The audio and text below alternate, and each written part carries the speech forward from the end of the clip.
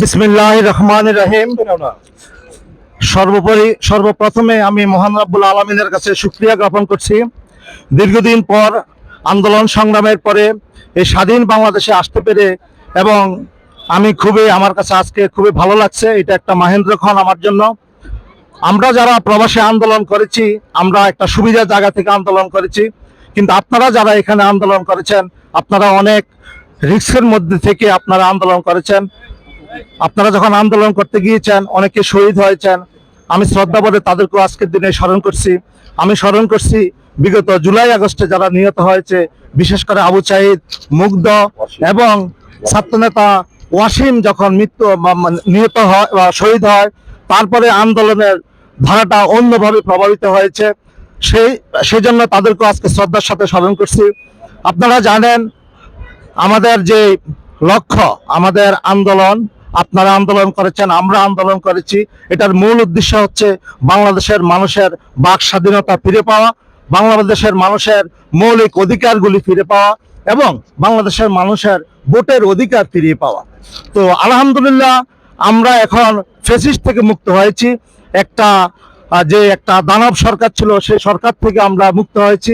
কিন্তু আমাদের লক্ষ্য হচ্ছে কি, আমাদের দলের ভারপ্রাপ্ত চেয়ারম্যান জনাব তারেক রহমান সাহেব উনি বলেছেন, যার ভোট সে দিবে, যাকে খুশি তাকে দিবে।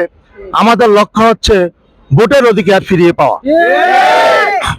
তো আপনাদের আন্দোলন, আমাদের আন্দোলন, আমরা প্রথমত বিজয় হয়েছি, তারপরে আমাদের লক্ষ্য হচ্ছে ভোট। এখন সংস্কার, অনেকে চাচ্ছে হ্যাঁ সংস্কার করতে হবে।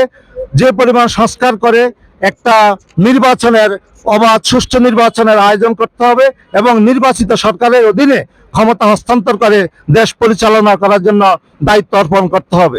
তাহলে প্রত্যেকটা সেক্টরে এটা ভালো চলবে। আর আপনারা জানেন বিগত ফ্যাসিস্ট সরকারের আমলে বিভিন্ন প্রতিষ্ঠানে যেভাবে লুটতরাজ হয়েছে, লক্ষ লক্ষ কোটি টাকা প্রবাসের মধ্যে নিয়ে গিয়েছে, তারা কিন্তু এখনো বহাল তবিয়তে আছে। তাদেরকে অ্যারেস্ট করতে হবে এবং তাদেরকে আইনের আওতায় আনতে হবে।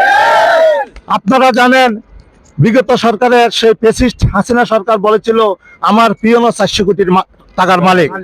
তো সেই পিয়ন বর্তমানে যুক্তরাষ্ট্রে আছে, ভার্জিনিয়াতে আছে, সে মাঝে মাঝে ওয়াশিংটনে থাকে, মাঝে মধ্যে নিউ ইয়র্কে থাকে। তো আমরা মনে করি কিন্তু তাদের আত্মীয় স্বজনগুলি কিন্তু এখনো দেশে আছে। তো তাদের যে 400 কোটি টাকা যখন প্রধানমন্ত্রীর মুখ থেকে বলে, তাহলে বুঝতে হবে এখানে আরো 1000 কোটি টাকা লুট হয়েছে। তো তাদেরকে কিন্তু আইনের আওতায় আনতে হবে এবং তাদেরকে অ্যারেস্ট করতে হবে। তা আমি আজকে আপনারা যারা এখানে এসেছেন আমাকে শুভেচ্ছা জানানোর জন্য, বিশেষ করে আমি আমার অত্যন্ত স্নেহের ছোট ভাই আবু ফয়েজ সহ আপনারা যারা এখানে এসেছেন, আপনাদের সবাইকে আমি ধন্যবাদ জানাচ্ছি। আশা করি আমাদের মধ্যে ঐক্য থাকতে হবে।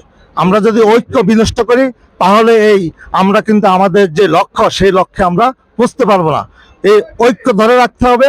এবং আপনারা জানেন যারা ষড়যন্ত্র করে, ষড়যন্ত্রকারীরা কিন্তু বসে নেই, তারা বিভিন্ন জায়গায় ষড়যন্ত্র করে, তারা কিন্তু বসে নেই ষড়যন্ত্রকারীরা। তো তারা বিদেশের বাড়িতে বসে এবং এখানে বিভিন্ন সেক্টরে বসে, তারা কিন্তু এখনো ষড়যন্ত্র করছে। সো আমরা একটা রিকোয়েস্ট থাকবে আমাদের সাধারণ জনগণের থেকে, যে সরকারের প্রতি। আমরা জানি ডক্টর মোহাম্মদ ইউনূস উনি নোবেল লরিয়েট, উনি একজন সম্মানিত ব্যক্তি।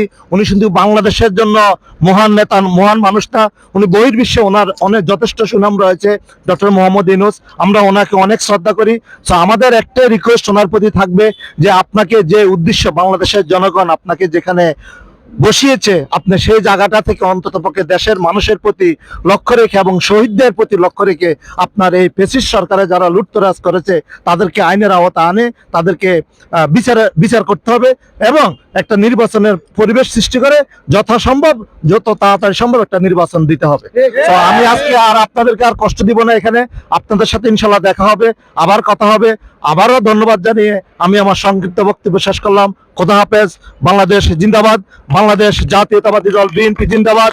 শহীদ জিয়া অমর হোক। দেশনেত্রী বেগম খালেদা জিয়া জিন্দাবাদ। তারুণ্যের অহংকার তারেক রহমান জিন্দাবাদ।